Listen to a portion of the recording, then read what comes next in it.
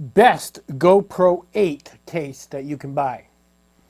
I found it. You're seeing it here. I'll have a link at the bottom. Let's check this out. This is a hard case. And what I really like about it is you actually pluck this foam out, is what you do. So it can design and fit any way you want. What I've done is I've connected my battery here, which connects to my GoPro, which I've connected a hot shoe, is what I've had on mine here. This fits right in here, nice and neat. Now I've also got this here. This connects to the bottom of this. This is a light cube, which connects to the top of the GoPro in case I want more light. Woo! And right now I only have one battery, but I'm going to actually put in probably another slot here and a couple here and get about 4 batteries in total. Now up here in the top side of this case, I have the cables I need. And the cables I had are to charge, basically to charge this if I'm on the go.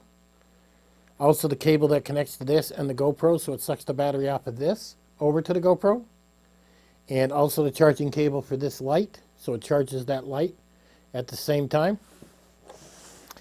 And that is pretty much all I got in there. I got a wipe to wipe off my GoPro too. So this case, I think, is the best case for the GoPro because when you shut this, it protects it. You can get it in black, I think, also.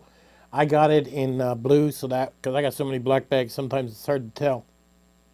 But this here, I can just toss it in my truck, and I know this case is my GoPro 8, all set and ready to go.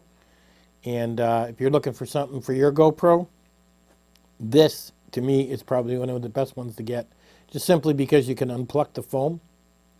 I looked at other cases, and they were like a very hard foam, where they laser cutted things out. Didn't like that at all. With the pluck foam, and this is actually very affordable, with the pluck foam, I actually saved it and put it in a baggie, because if I choose to change my mind, you can actually glue this foam back in, is what you can do.